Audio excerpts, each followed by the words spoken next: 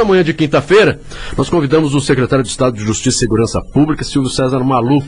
Subordinado à secretaria está a Polícia Civil, Polícia Militar, Corpo de Bombeiros, Agência Estadual de Administração do Sistema Penitenciário, o Departamento de Operações de Fronteira, a UDOF, Coordenadoria Geral de Perícias, UNEIS, entre outros. Que pasta, hein, doutor Silvio? Bom dia. Pastinha bastante complicada essa, não é? Bom dia, meu irmão. Realmente é um grande desafio assumir uma secretaria com tamanha responsabilidade e tão complexa, né, em seus detalhes e princípios como a de segurança pública e justiça, né? E que a população está aí, né, sempre atenta, porque a cada crime, independente se grave ou não, claro que aí a população faz aquela cobrança. Mas vamos iniciar falando da Polícia Civil. Qual é o quadro da instituição com relação a delegacias, viaturas para atendimento ao público, além de agentes e delegados? Hoje ela está tranquila ou nós precisamos ainda melhorar? Não, nós temos uma deficiência de efetivo, sem dúvida. Aliás, em todas elas, né? A deficiência de efetivo é evidente dentro dos quadros previstos. E essa relação de quadros, ela foi prevista há muitos anos atrás, há mais de 10 anos. E essa responsabilidade a gente não pode reputar a um administrador só. São 30 anos de Estado e não se fez um planejamento adequado para a reposição deste pessoal. Então nós temos tido um índice de aposentadoria em todas as corporações, né? Sim. Da ordem de 20% a 35% ao ano. E isso para fazer a reposição só por concurso público, obviamente, e não é possível um concurso que demora em média um ano, muitas vezes um ano e meio, fazer a reposição adequada. Para você ter uma ideia, no ano passado, não especificamente da Civil, me perdoa porque eu não tenho os dados de cabeça aqui, mas a Polícia Militar, no início do mandato do governo anterior, isso me passou o próprio secretário de Segurança Pública que me antecedeu, ele começou com 5.000 homens e 8 anos depois, com 3 concursos grandes realizados, ele terminou com 5.300, exatamente por este índice de aposentadorias que ocorriam. Fora, obviamente, baixas, né, licenças e tudo mais que sempre ocorre.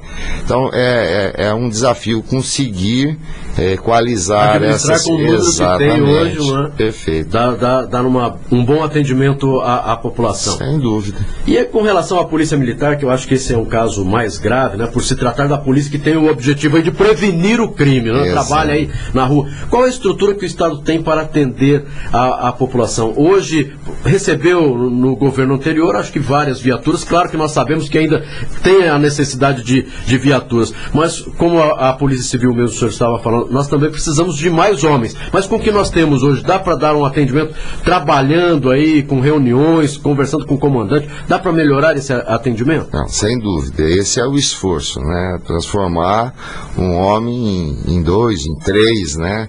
Agora, com muito cuidado, obviamente. Com relação às viaturas, realmente o governo federal cedeu, né, por convênio, diversas viaturas, mas elas foram destinadas exclusivamente à região de fronteira, dentro do projeto ENAFROM, né? E elas devem cumprir, até porque esta é a finalidade, não cabe desvio, o seu objetivo de fazer a defesa, né, e o policiamento de fronteira. A capital e a cidade de interior, região de divisa, elas ficaram, de fato, carentes dessas viaturas. Somado a isso, ainda nós encontramos, logo no início do mandato, que não aparecia nos nossos levantamentos da transição, né, algo em torno de 650 viaturas paradas por falta de manutenção. E que se somaram também àquelas viaturas novas que foram para a fronteira. Porque as viaturas de fronteira, como tem um trabalho ostensivo em linha e na faixa de fronteira, elas se movimentam muito.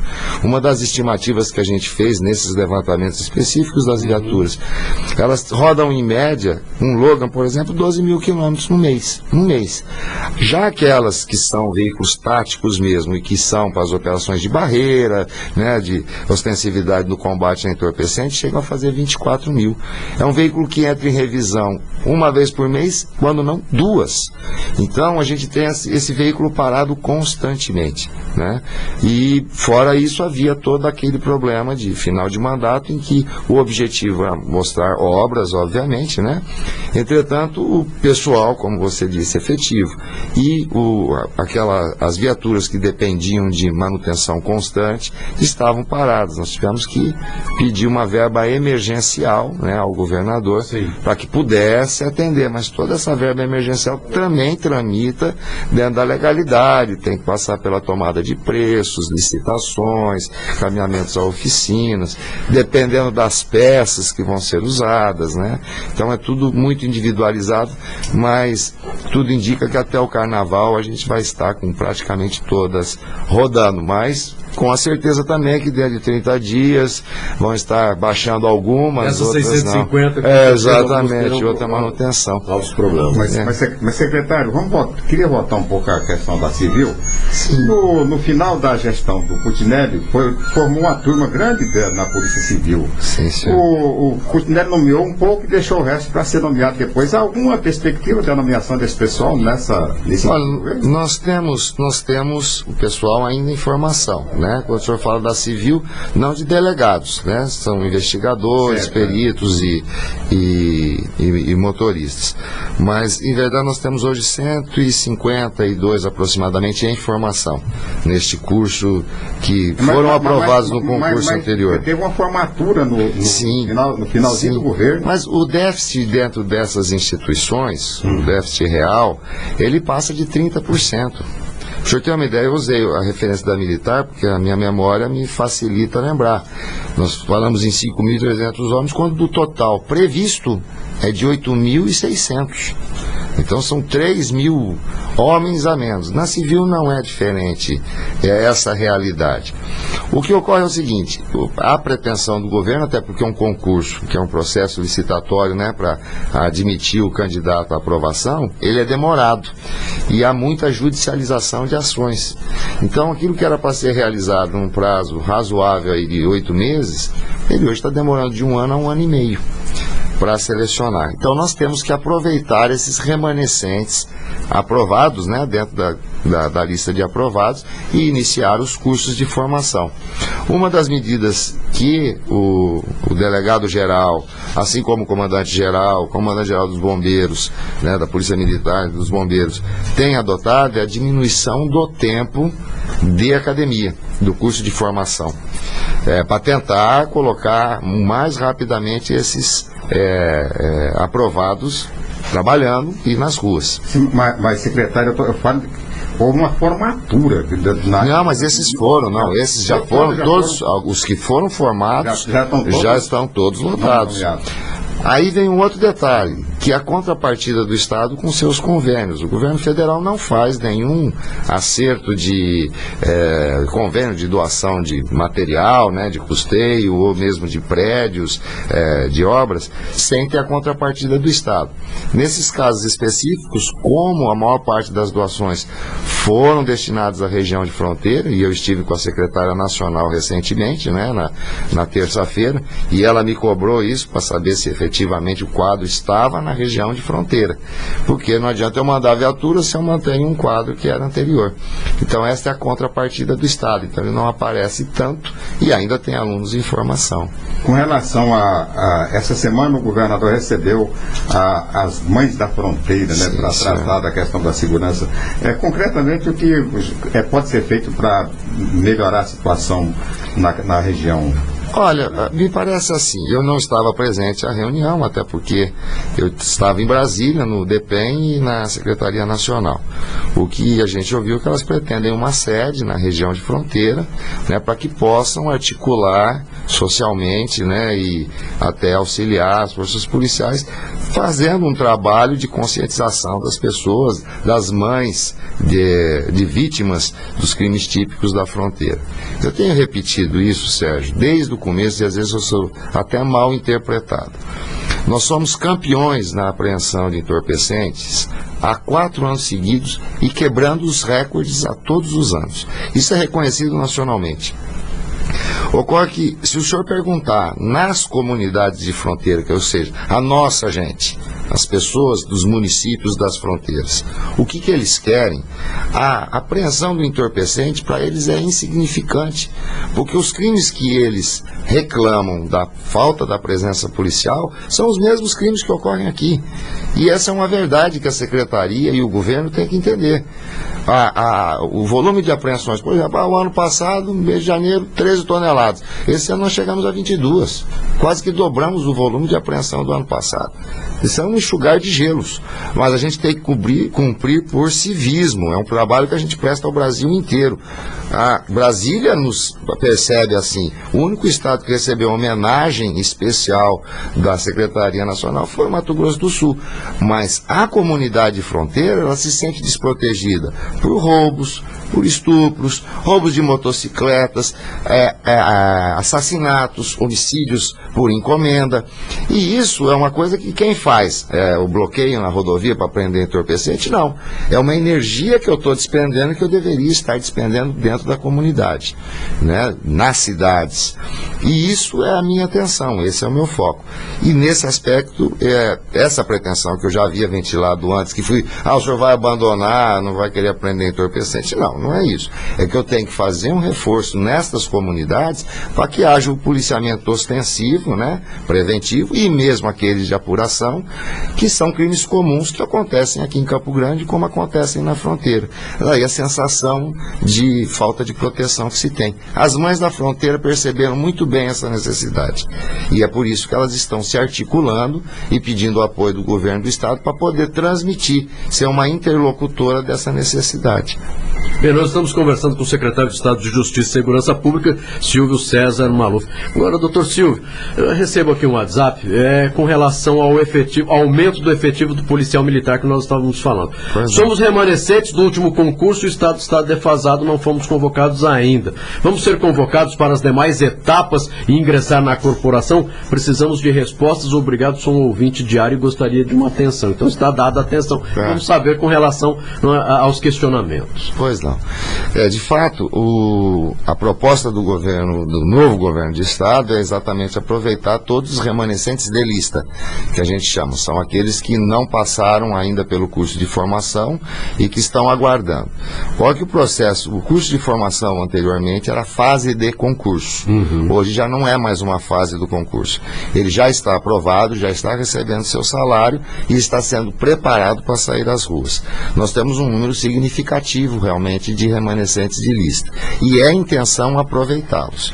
Ocorre que, por questões financeiras e do próprio prazo da formação, que, como disse anteriormente, está sendo reduzido, né, até para poder colocar o pessoal na rua, o que, a meu ver, é de fato perigoso, mas não está sendo perdido o foco, porque eles estão dobrando as horas de aula e dando uma dedicação especial a isso. Eles serão chamados. Mas nós temos os decretos que o governador baixou no início de mandato, proibindo as contratações pelo período de 6 meses, né, para poder ajustar, pelo menos nesse período, a folha do Estado.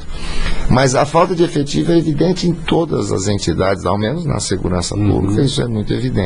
Não é desculpa para não trabalhar, mas é motivação para poder fazer a contratação.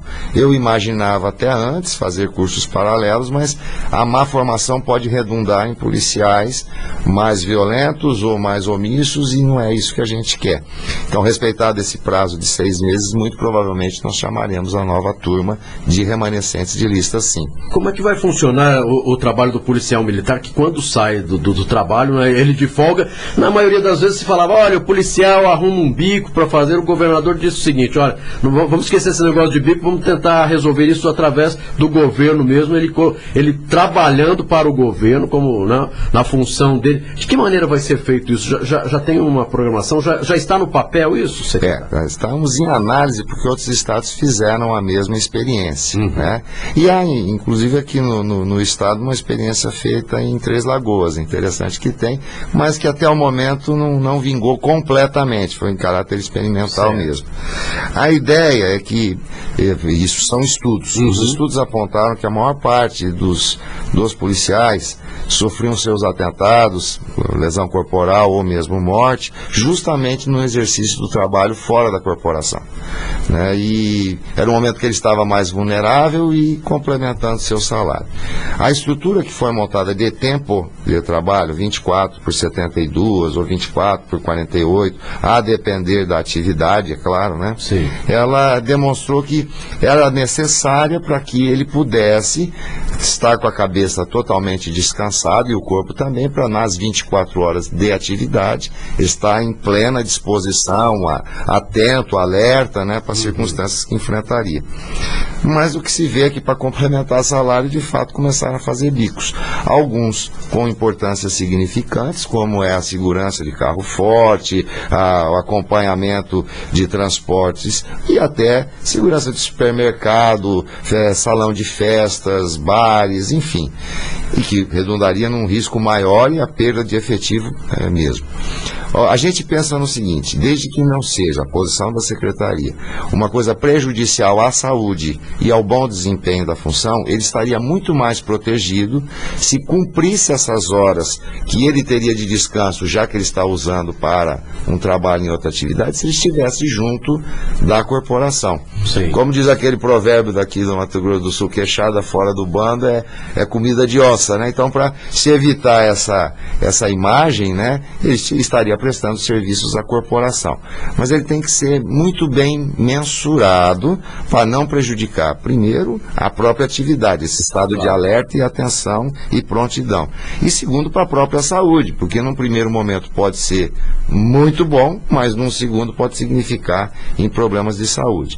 O governo hoje já mudou a ideia a hora de trabalho para diárias. Então ele ficaria junto à corporação, efetuado o descanso que ele merece, e daria um dia de trabalho à corporação, que estaria protegido a uma remuneração que compensasse. Bem, a administração do sistema penitenciário, ontem infelizmente foi assassinado um agente penitenciário.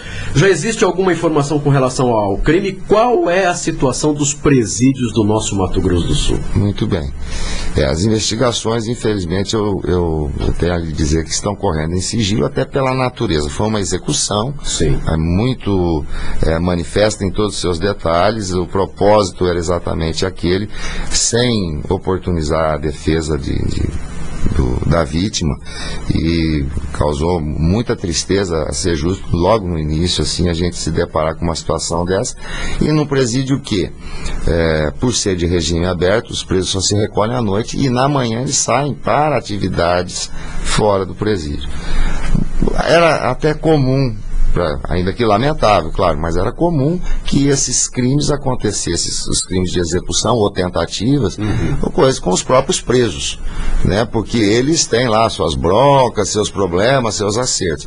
Mas com um agente penitenciário é raro e, obviamente, que causa uma comoção e uma tristeza muito grande.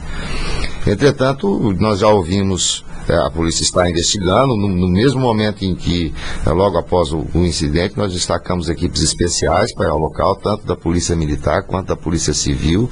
Está no trabalho Garras, especializado em homicídios.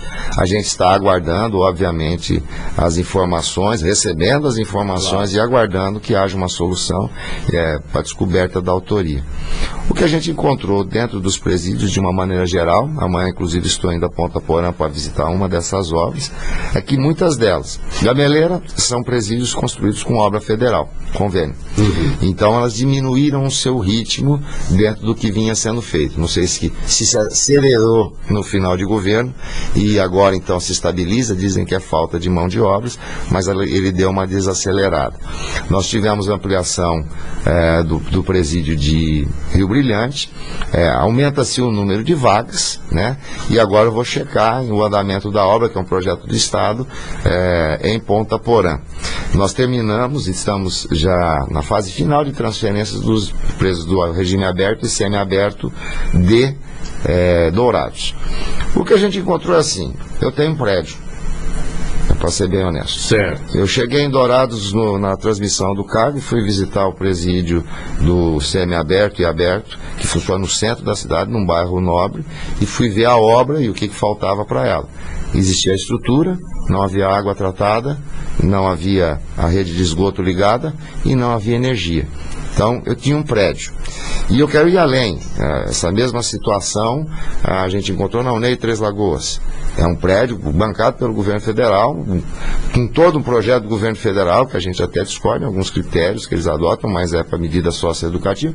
Eu também tenho um prédio, mas eu não tenho o que é essencial para qualquer lugar desse, para não ficar na parte estrutural. Eu não tenho efetivo. Eu não tenho gente para colocar para cuidar do preso, né? De nada me adianta aumentar um volume de prisional, de aberto e semiaberto, que eu preciso de uma pessoa, que era o caso da nossa vítima de ontem, que estava lá anotando a saída e dando a carteirinha para poder receber à noite também no horário de chegada e recepcionar a carteirinha do preso. Se eu tenho 2 ou 3 pessoas, eu preciso de muito mais que isso, né? No de Dourados, eu vou aumentar a capacidade, dobrar a capacidade do regime aberto e semiaberto, mas eu não tenho, o efetivo vai ser o mesmo que funciona no centro da cidade.